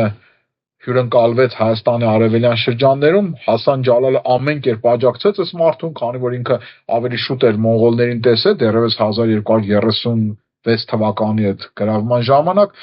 շատ մեծ տեղեկություններ հայտնեց, օգտակար խորհուրդներ տվեց հետում առաջինին եւ իր կողմից էլ այնպես արեց ամեն կերպ, որ մոնղոլները լավ վերաբերվեն հետում առաջինին եւ ընդհանրապես շատ լավ անձնավորություն էր այս Հասան Ջալալը։ Մի խոսքով այս հյուսիսային զորախմբի մեջ էլ կարծես վրացիներն ու հայերն են, գուցե Տրապիզոնի կայսրությունը, թեև այս մասին ցավոք մենք կոնկրետ տեղեկություն չունենք եւ այս զորախումբն էլ Մելիտեի մոտ անցավ Եփրատի մյուսապ եւ սկսեց շարժվել դեպի հարավ։ Հյուսիսային զորախումբը ըստ էության լուրջ դիմադրության չհանդիպեց էրբյանների կողմից եւ շարժվելով դեպի հարավ շուտով միացավ կենտրոնական զորախմբին, որը իր հերթին սենց միացյալ ուժերով մոտեցավ Հալեպին։ Հալեպը համարվում էր ասորիքի էյբյանների մարգարիտը, դրանի պես մարգարիտ էր նաև Դամասկոսը, բայց Հալեպն էլ էին հատկապես շատ սիրում էյբյանները եւ այստեղ հատկապես նրբությունն էր, որ այս պայն Ան Նասրը, որը ասորիքի էյբյանների առաջնորդն է, իր տոհմական տիրույթն ուներ Հալեպը, ամեն դեպքում նախատեսելով քաղաքի գրավումը Ան Նասրը չէր մնացել քաղաքում եւ հանձնարարել էր այն իր մի քանի մտերիմների պաշտպանությանը։ Իդեպ այդ մտերիմների մեջ էր նաեւ Բեյբարսը, Մամլուք Բեյբարսը, որը այս ժամանակ գժտված էր Կուտուզի հետ եւ ապաստանել էր ասորիքում եւ ծառայության էր անցել ժամանակավոր գոնե Ան Նասրի մոտ եւ իր հետ էր նաեւ Սինգուր Աշխար անունով իր զինակից ընկերը, սենց իզուր չեմ մանանում, սա հետագայում մեզ պետքա գալու։ 1260 թվականի հունվարի 18-ին մոնղոլական հյուսիսային ու կենտրոնական զորացիաները ուժերը միացրած վիճակում մոտեցան Հալեպին, որին մոտեցավ նաև Կիլիկիայի թագավորության բանակը, հետում առաջինը Սմբատ Սպարապետի գլխավորությամբ։ Հալեպը ամրացված քաղաք էր, իր ժամանակի լավագույն ձևով ամրացված քաղաքներից մեկն էր, բայց այս անգամ նրան չհաջողվեց դիմադրել մոնղոլներին։ Քաղաքի պաշարումը տևեց մի քիչ ավել քան 1 ամիս, հունվարի 18-ից մինչև 25-ը պաշարողները պաշարական տեխնիկայի կիրառմամբ փլեցին Պարիսպը մի շարք հատվածներում, ստեղ չինացիները, ինչպես ասում են, իրանց ցույց տվեցին, հետո անցան վճռական գրոհի եւ արդեն հունվարի 25-ին գրավեցին քաղաքը։ Իդեպ Հայաստանի հիմնական հատվածից հավաքված քրիստոնյաների բանակում էր նաեւ Սադուն Արծրունին, իր ժամանակի լավագույն սպորտսմեն մարտիկներից, բայց նաեւ ռազմական մարտիկներից մեկը, Հուլավու խանի սիրելին, որը սրանից կարճ ժամանակ առաջ հաղթել էր Մանգու խանի կողմից ուղարկած այդ մոնղոլական տերության չեմպիոնին եւ Հուլավուն սրանով շատ էր հպարտանում, Սադուն Արծունին այս մարտերում նույնիսկ դեմքից վերք ստացավ, բայց երբ որ Հուլավուն նրան տեսավ տենց դեմքից հոսող արյունը վիճակում, թփթփացրեց ուսին եւ ասեց ոչինչ, դեմքից սպին ու արյունը միայն տղամարդուն զարդարում են եւ ոնց ասում շարունակեց Սադունին հովանավորել։ Քաղաքը ըստ էության 7 օրում ընկավ, բայց Հալեպի հարահայտ միջնաբերդը, որը հիմա էլ մենք տեսնում ենք եւ շատ ազդեցիկ է նույնիսկ հիմա, նույնիսկ ժամանակակից զենքի պայմաններում են գրավելը դժվար, դիմադրեց եւս 1 ամիս, բայց փետրվարի 25-ին այն եւս ի վերջո հանձնվեց։ Կատաղած էին մոնղոլները եւ այս կատաղությանը զոհ գնաց Հավելդեպի բնակչության հիմնական մասը։ Սկզբնախորեն ասում են, որ 100,000 հոգի կազմեց քաղաքի բնակչության կոտորածը գերեվարությունը, հանեցին աչու ձախում, չէին սպանել, վաճառեցին։ Փետրվարի վերջի վիճակում արդեն Հալեպը չկար եւ այդտեղ թվում է թե մոռացված, բայց շատ կարեւոր դեր ունեցավ նաև հարավային զորախումբը, որը արդեն նորից առանց լուրջ դիմադրության առաջանալով ասորիքի հարավային ուղությամբ մտավ Հեմս, հետո Համմա, տիրեց Բալբեկին, հետո մտավ Դամասկոս, հարավային ասորիքի ըստ էության երկրորդ մարգարիտը, հետո շարունակեց առաջխաղացումը, մտավ Երուսաղեմ, գրավեց հանրահայտ կրակամրոցը, փաստորեն սենց 3 եռաժանի հարվածով, սենց Իրաքից եկած եռաժանի հարվածով Սիրիան ընկավ։ Իդեպ նաև բնականաբար մոնղոլները մտան նաև Անտիոք, բայց Անտիոքը, քանի որ դեռևս գոյություն էր Անտիոքի դքսությունը, բնականաբար խաչակիրները ոչ միայն դիմադրություն ցույց չտվեցին, այլև այնպես արեցին, որ այն հարավային ծովափի ամրություններում գտնվող այլ խաչակիրները եւս մոնղոլներին դիմադրություն ցույց չտան։ Այս մոնղոլների այս հսկայական հարվածը, որը սենց ջարդուփշուր էր անում մահմեդականներին եւ որի պատկերն էլ հենց նոր խաչակիրները տեսան Սիրիայում, ճիշտ է, մի քիչ պատճառներն էր, որ էյուբյաններն են թույլ, մամլուքներն են անկազմակերպ եւ այլն, բայց այն դեպքում շատ տպավորիչ էր եւ ես Եվրոպային հայտնեցին, ասում մենք այսքան տարի տառապում ենք Երուսաղեմը, Եգիպտոս, այս կողմենկում, այս մարդիկ sense մի թափով գրավեցին, ընդ որում մահմեդական չեն եւ sense կարճ ամիսներին հույսեր առաջացավ, թե ահա մի հատ խաչակրած ի վերջո արշավանք է սկսվում, ինչպես կոչում են դեղին խաչակրած արշավանք, մոնղոլները դեղնամաշկ էին եւ այս ամիսներին խաչակիրները շատ ողջավորված էին, բայց դες լավատեսությունը այդքան իրական հիմքեր չուներ եւ շուտով կտեսնենք թե ինչի։ 1260 թվականի գարնան վիճակով ըստ էության ասորիքը չկար, Ան Նասրը եւ էյուբյանները մնացել էին օդի մեջ եւ այլ ելք չունենալով Ան Նասրը շարժվեց Եգիպտոսի ուղղությամբ, բայց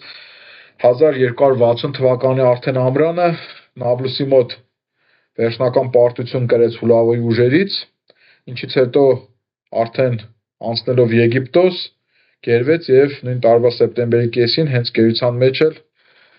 նա սպանվեց։ Վերջ սրանով էյուբյանների հարցերը կարծես թե լուծվեց եւ փաստորեն sense մարդիկ շուրջն են նայում 1260-ի համար եւ տեսնեն, որ Մամլուքյան սուլտանության ուղիղ կեսը չկա, ասորիքը արդեն չկա։ Շատ տպավորիչ առաջխաղացման մեջ Հուլավուն տիրել էր նաև ասորիքին ու հասել էր այն հարավային շրջանները Եգիպտոս, Սի, Հյուսիս, Արևելք, Երուսաղեմ, Դամասկոս եւ այլն։ Այս ժամանակ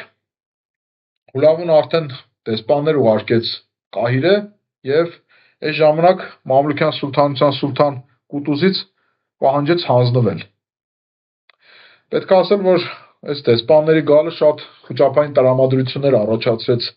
Եգիպտոսում ու Կահիրեում, այն մարդկային ալիքը, որ լցվել էր Իրաքից Սիրիա, Սիրիայից էլ sense փախնելով մոնղոլների առաջ լցվել էր Եգիպտոս, Եգիպտոսում sense խայտառակ վիճակ, մարդիկ չգիտեն կարողանան թե չէ, բայց դեպքերի բերումով Եգիպտոսում իշխանության հասավ Կուտուզը, որը օգտվելով այս խառը վիճակից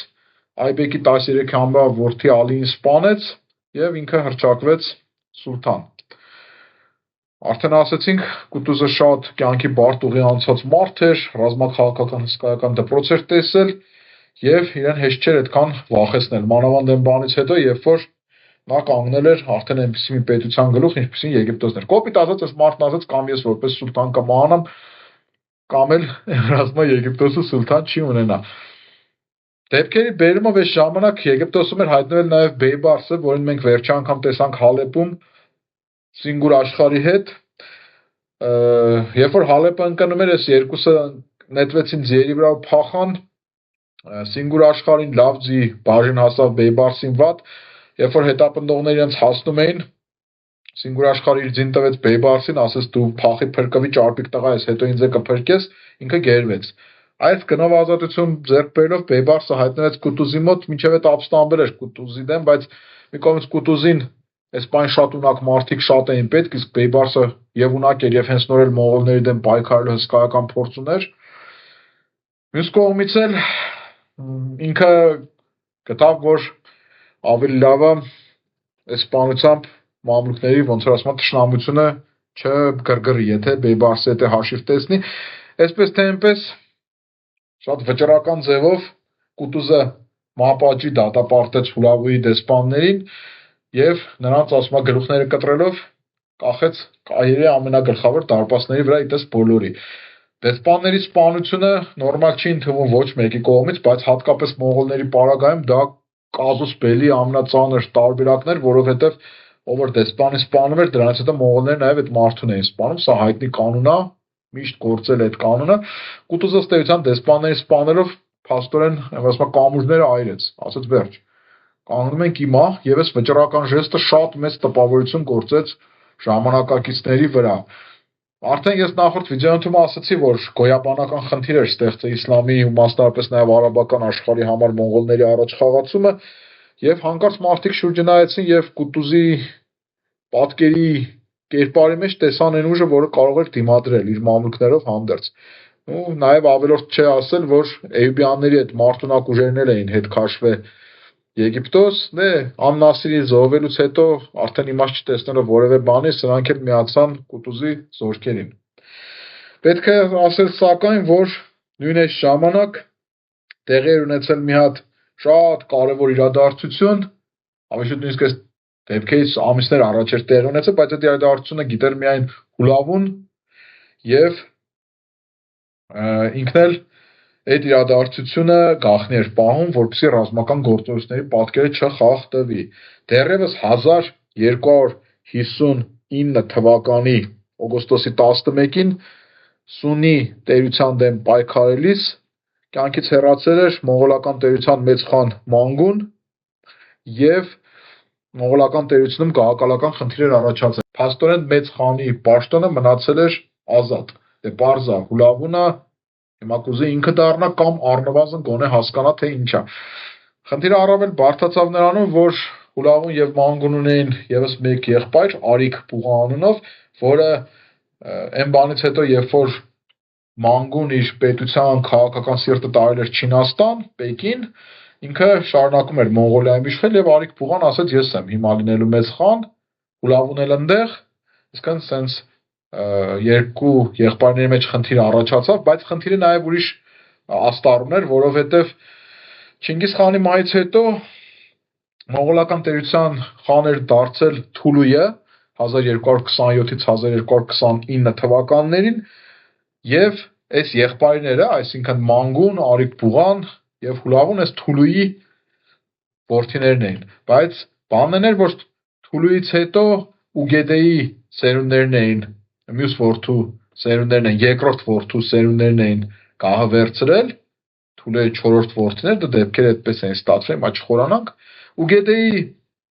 սերունդից էլ նոր 4-րդ որդին, այսինքն Թուլուի սերունդ Մանգուն էր խլե գալը։ Այս խնդիրների մեջ էլ հանկարծ պարզվեց, որ այնտեղ Բաթուն է ոտքի հել է,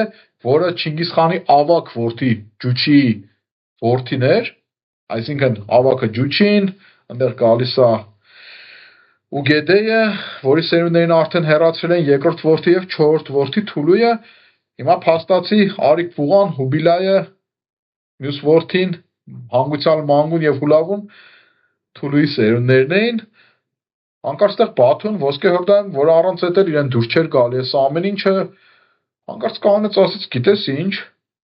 ընդհանրապես պիտի Ջուչիի սերունդները լինեն եւ փաստորեն ոսկե հորդան հյուսիսից շատ սպառնալից դիրքորոշում գրավեց Էլխանության միջին ասիական տարածքների նկատմամբ, սրան է գումարվեց Չաղաթայական ուլուսում արկա խնդիրներ, որտեղ Չինգիզ խանի մի ուրիշ սերունդեր իշխում, այնէլ ասած սենց չի լինի։ Ահա սենց խառը վիճակ էր եւ այս պայմաններում համարելով ասորիքը գրավված եւ գոնե այդ պահին իր խնդիրը համարելով լուծված, իսկ այնտեղ քիչ բան չարեցի, էլ Իրաքը գրավեցի, այս քանի տարում Փոքրասյան հանգստացրեցի, հիմա էլ ասորիքը գրավեցի, սենց Սինայի թերակղզով կարամ սպասեմ, Հուլավուն դադարեցրեց առաջխաղացումը դեպի Եգիպտոս, իր հիմնական ուժերով հետ քաշվեց դեպի Կասպից ծովի այդ հարավային հատվածներ եւ ստեղ սկսեց սպասել, մտածելով թե որ կողմից կհարվածի Կասպից ծովի արևմտյան թե արևելյան ափով, այսինքն Դերբենդով թե Թուրքմենստանով կգա իր վրա, որպեսզի ինքը հարավից էլ շարժվի դեպի այդ կողմ։ Այ 1260 թվականի գարնան վերջ եւ ամառ այս իրավիճակում Հուլավուն սպասողական կանգնեց եւ վերևից փորձելով հակակշռել։ Հիշում եք, երբ որ ես ասացի, որ ոսկե հորդայի ճշնամական դիրքորոշումը հաճախ խանգարում էր Էլխանությանը, այս սա դրա առաջի օրինակներից մեկը եղավ եւ ասենց օրինակներ մենք հետո էլի կտեսնենք։ Այս ընթացքում Յանի տերությունում զարգացան հիմնական իրադարձությունները, երբ որ մոնղոլական տերության հերթական խան հռչակված Հուբիլայը 1259-ից 1294 թվականներ իշխել, Հուլավի եղբայրը ի վերջո Արիք Բուղային հաղթեց եւ սպանեց, կարգավորեց հարաբերությունները Իրանի տերության ներսում, բայց փաստացի դրանից հետո ինքը շարունակեց մարտական գործողություններ սունի-չինական տերության դեմ հարավում այդ Վիետնամի կողմերում։ Դրանից հետո ինքը ընդհանրապես էլ չմտածեց էլի արևմուտք գալու մասին, Չաղաթայական ուլիսը տենց մնաց, Ոսկեհորդան տենց մնաց, Հուլավն էլ իր տեղում մնաց։ Այսինքն 1260 թվականի կեսեր, երկրորդ կեսեր Էլխանության գործերը հայտնվեցին կասկածելի դրության մեջ, հիշում եք, ես որ նոր ասացի, թե անշտապ էր գործում Հուլավուն, փորձում էր հիմնավորապես գործել, բայց այդտեղ այդ ժամանակ իր դեմ խաղաց, որտեղ գուցե արագ գործեր սրընթաց, հարցերը լուծեր։ Հետ քաշվելով հյուսիս, հետո էլ գնալով դեպի արևելք, Հուլավուն իր տեղն ուղարկեց նաև դաշնակից ուժերին, ամենից առաջ Կիլիկիայի թագավորությունը հետ գնաց Կիլիկիայի թագավորությունը, այսինքն ասորիկից հյուս հետ քաշվեց։ Հիշում եք, նոր ասացի, որ դրանից հետո Ղարամանյանների դեմ հայերը սկսեցին գործել եւ արդեն 1261 թվականի հունվարին ծանր պարտության մատնեցին Ղարամանին, սա սենց եղավ։ Վրացիները Դավիթ 5-րդի գլխավորությամբ հետ գնացին Քարթլիի թագավորություն եւ այդտեղ հետո էլ իրադարձություններ եղավ, որի մասին մի քիչ հետո կասեմ։ Այսինքն դաշնակիցները ծրվեցին, բայց որպեսզի գործերը տեղում լրիվ բարձի թողի վիճակում չլինի, երկու թումեն զորք, մեկ թումենը 10000 զինվոր, այսինքն երկու հատ 10000, այսինքն 20000 հոգանոց մի զորք Հուլավուն թողեց Ասորիքում, Ասորիկի հարավային հատվածում, որոնցից մեկի ղեկավարը եւ ընդհանուր ղեկավարը Քիթ Բուղան էր, իսկ մյուս 10000-ի ղեկավարը Բայդար անունով մյուս նոյնն էր։ Այս զորքի հետ կար նաև 500 հոգանոց մի հատ փոքրիկ ջոկատ, որը ներկայացնում էր Կիլիկիայի թագավորությունը, այսինքն 20500 հոգանոց մի հատ զորք։ Այս զորքը մեծ հաշվով տեղավորված էր Դամասկոս Երուսաղեմ այդ հատվածներում եւ հարավից պետքա ինքը արդի դեպքում դիմադրեր Մամլուքյան սուլթանության հնարավոր առաջխաղացմանը։ Այստեղ էլ հենց տեղի ունեցան հետաքրքիր իրադարձություններ, որոնք եւ մամլուքներին հսկայական փառք բերեցին եւ նաեւ լուրջ ներքաղաքական հետևանքներ ունեցան Մամլուքյան սուլթանության համար։ Իմանալով այս ամեն ինչի մասին, Կուտուզը որոշեց առաջխաղացում իրականացնել եւ շարժեց զորքերը դեպի Պաղեստին, Երուսաղեմի ուղղությամբ։ Իր հերթին Քիթ Բուղան, իդեպ այս մարդու մասին որոշ պատմիչներ ասում են, որ ինքը քրիստոնեություն էր ընդունել, ուրեմն այս Քիթ Բուղան գործելով շատ ինքնավստահ ձևով եւ կարծես համարելով, որ այն Մոնղոլիան լավագույն ժամանակները դեռևս չեն անցել, ու չիմանալով, որ թշնամին հսկայական թվական գերակշռությամբ է առաջանում, Մամլուքյան բանակում այն 12000 հոգի հեծյալ կար, մամլուք, ընդ որում չհաշված աշխարհազորը, այսինքն բեդվին արաբներին, այլ քաղաքաբնակ, գյուղաբնակ արաբներին եւ այլն, մոտ 50000 հոգով Մամլուքյան սուլթանության բանակը սկսեց շարժվել Քիթ Բուղայի բանակի դեմ։ Այս Քիթ Բուղայի բանակի խնդրեմը նաեւ ուրիշ բանում էր, որովհետեւ այդ 10000-ները իր առանձին էին տեղակայված եւ մի 10000-ը ավելի հարավ էր տեղակայված, քան մյուս 10000-ը։ Ահա քարտեզի վրա տեսնում եք հարավային հովիտը, այն Ջալուտի մոտ եւ հյուսիսային հովիտը այս լճից մի քիչ ներքև։ Եվ այսպես արդեն 1260 թվականի սեպտեմբերի ամենասկզբին Մամլուքյան սուլթանության բանակը, որը գտնվում էր տաղանդավոր Բեյբարսի հրամանատարության տակ, Կուտուզը մնացել էր Կահիրեում իշխանությունը պահելու համար, մոտեցավ Էլխանության առաջին 10000-ին Բայդարի գլխավորությամբ։ Բեյբարսը ճարպկորեն շրջապատեց Բայդարի բանակին եւ գործնականում ոչնչացրեց այդ 10000-ը։ Սա եղավ սեպտեմբերի 2-ին։ Այս իր 10000-ի մասին տեղեկություն չունեցող Քիթ Բուղան այդ ժամանակ իր 10000-ով շարունակում էր առաջանալ այդ ուղղությամբ, որպեսզի միանա Բայդարին։ Իդեպ մոնղոլները միշտ շատ լավ հետախուզություն էին, բայց այս դեպքում արդեն իրենց անկումը զգացվում էր եւ Քիթ Բուղայի այս բացթողումները, այդ թվում նաեւ հետախուզության առումով շատ, ոնց ասում են, տիպիկ են։ Դա այն Ջալուտի ճակատամարտն է հանրահայտ, որը տեղի ունեցավ սեպտեմբերի 2-ին եւ 3-ին, եւ սեպտեմբերի 2-ի դեպքերի մասին մենք արդեն խոսացինք, բայց ավելի մեծամասշտաբ դեպքեր տեղի ունեցան սեպտեմբերի 3-ին, երբ որ վաղ առավոտյան Մամլուքյան սուլթանության բանակը հիմնական ուժերը տեղավորելով Դարանում, Բեյբարսի գլխավորած սակավաթիվ ուժերով մարտական ընդունեց թշնամու շարժման ուղղության վրա։ Տեղյակ չլինելով այդ դարանի մասին, Քիթ-Բուղայի բանակը մոտեցավ մարտակարգ ընդունած հակառակորդի ռազմիկներին ու աղեղների հարվածների տակ առավ վերջիններից։ Արդյունքում կարճ ժամանակ անց Բեյբարսի այս ուժերը, իբր չդիմանալով հակառակորդի հարվածներին, դիմեցին կանխամտածված փախուստի։ Ոգևորված ձեռք բերված կեղծ հաջողությունից Քիթ-Բուղայի բանակը սկսեց հետապնդել հակառակորդի բանակին, սակայն կարճ ժամանակ անց ընկավ նախապես պատրաստված դարանը եւ հայտնվեց լիակատար շրջապատման մեջ։ Առավոտից մինչև կեսօր տևած համառ ձեռնամարտում Մանուկյան սուլթանության բանակը ի վերջո հաղթանակ տարավ։ Քիթ-Բուղայի բանակից շատ քչերին հաջողվեց ճեղքել հակառակորդի շարքերը եւ հետագայում ապստանել Կիլիկիայի թագավորությունում։ Այս փրկվածներին հետում առաջինը կերծրեց, հանդերձ ցանկ տվեց, ամեն ինչ արեց, ուտելիք փող տվեց, ուղարկեց Հուլավուի մոտ, իսկ Քիթ-Բուղան իր մտերիմների, ընտանիքի անդամների, զինակիցների տոհմի հետ ընկավ գերության մեջ։ Աղբյուրները հայտնում են, որ գերության մեջ էլ նա իրեն շատ հպարտ էր պահում, ասենց մոնղոլական գերակշիռ ավանդույթներով, ասում էր դու ինձ հաղթեցիր, բայց հեսա կգա մեծ խանը, ձեր հաշիվները կտեսնի, բայց դե ցինիկ եւ ամեն մի վտանգ տեսած մամլուքներին, այն լավագույն կարծես կոլումբիական նարկոբարոնները լինեն, հաճախ նմանացնում եմ, սա չէր կանեցնի եւ իրենք գլխատեցին Քիթ-Բուղային։ Պրոբլեմը բայց ուրիշ էր, պրոբլեմը այն էր, որ այս փաստորեն ինչա դուրս գալի 20500 հոգի զորք կար Էլխանության բանակից ասորիքում, 10000-ը առաջ օրը ոչնչացավ, երկրորդ 10000-ը երկրորդ օրը, 500 հոգին է տենց էլի ծանր կորուստներով ընկավ Կիլիկիա, փաստորեն հանկարծ պարզվեց, որ ասորիքում Հուլավուն ընդհանրապես բանակ չունի եւ արդյունքում Բեյբարսը սրընթաց առաջ խաղացում իրականացրեց դեպի հյուսիս,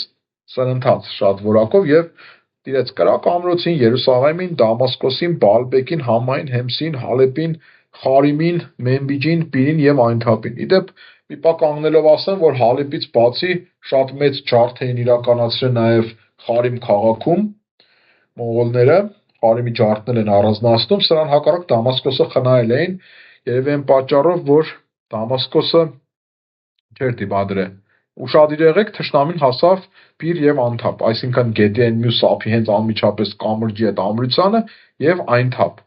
Այս Այնթապ Պիր բնագիծը հետագայում կազմել է Մամլուքյան սուլթանության ասորիքի այդ հյուսիսային սահմանը։ Հուլավուն սենց ծանր մի հատ փաստորեն հարված ստացավ, ընդ որում շատ վիրավորական հարված էր, եւ տեսնելով, որ Բիլայը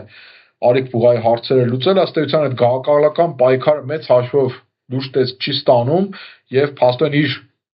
ճյուղն էլ պահել է իշխանությունը մոնղոլական տերությունում, դե հիմա Մանգունա խան, հիմա էլ Հուբիլային է, երկուսն իրար եղբայր են, գաղափարական նույն պատկերացումներ եւ այլ, հետ շրջեց իր ուժերը եւ հիդեպ այդտեղ շատ տիպիկ բան, այդ ուժերի մեջ այս անգամ արդեն շատ կասկածելի էին իրենց պահում վրացիները եւ ամեն դեպքում այդ վիճակում հյուսիսային ասորիքը 1260 թվականի նոյեմբերից մինչև դեկտեմբերի սկիզբ ասպատակեց, բայց լուրջ առաջխաղացում չիրականացրեց եւ սկսեց հետ քաշվել։ Այս ընթացքում մի հատ շատ փոքրիկ ճակատամարտ տեղի ունեցավ, բավականին փոքրամասշտաբ 1260 թվականի դեկտեմբերի 11-ին Հեմսի մոտ Մամլուքյան սուլթանության ընդամենը 1400 հոգանոց բանակը հաղթեց Էլխանության 6000 հոգանոց բանակին։ Այս ճակատամարտը վճռական հետևանքներ չունեցավ եւ այդքան էլ մասշտաբային չէր, բայց իր տիպիկ բանը տարիներ հետո էր երևալու, որովհետեւ այս ճակատամարտում գերի ընկավ մի հատ երիտասարդ ռազմիկ Քիթ-Բուղա անունով, այն Քիթ-Բուղայի հետ չշփոթեք։ Այս մարդուն վերցեցին մամլուքները իրենց ծառայության մեջ, սարքեցին ստրուկ, ռազմական ստրուկ եւ 1294-1296 թվականներին այս մարդը լինելու էր Մամլուքյան սուլթանության սուլթան, հետո գանկեցեր արվելու։ Մի խոսքով, այս ճակատամարտի կարևորությունը ավելի շուտ սա էր, քան թե դա։ Մեծ հսկայական հաղթանակ էին տարել փաստորեն մամլուքները, այդ մոնղոլական, ոնց որ ասում են, կատոկը ոչ միայն կանգնեցրել էին, այլև հետ էին պտտել եւ սա հսկայական,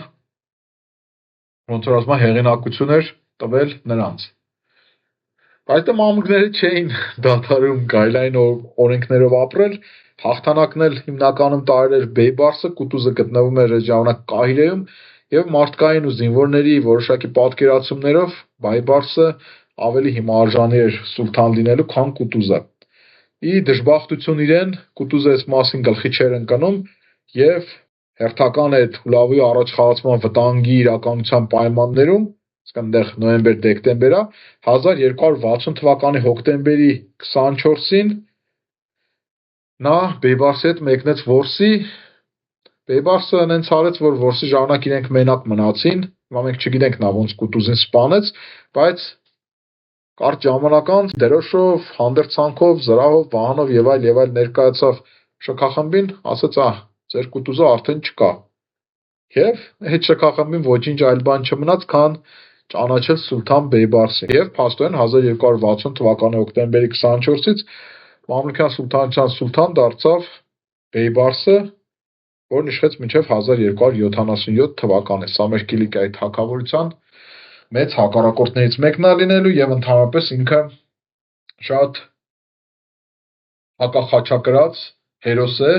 եւ այստեղ վիճահարույց նույնիսկ էլի Սալադինից ինքը մեծ է թե չէ, թեև ես ամեն դեպքում կարծեմ որ Սալադինն է առաջին տեղում, բայց ինքը հաստատ այնպես պինդ երկրորդ տեղում է։ Սալադինը ծանր հարված հարցրեց Երուսաղեմին, խաչակիրների մեջ կջարդեց, իսկ Բեյբարսն էլ ըստ էության վերջնական դարձած խաչակիրների պարտությունը։